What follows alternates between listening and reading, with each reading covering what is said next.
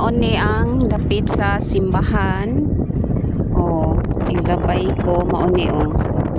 kani dako kaayo na nga putol pero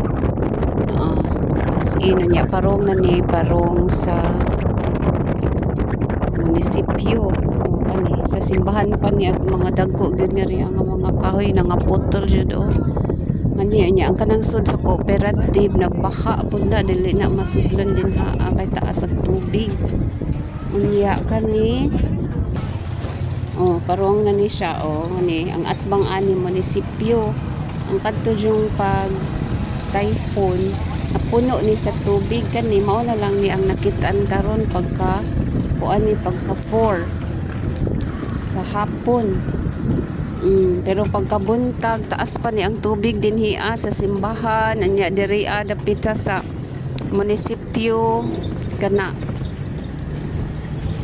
ya muliko ko diri kay parong ko sa puntod diri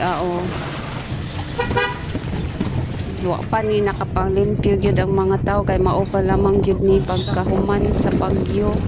na ang children's park ni hapit na nga upaw ang kaning mga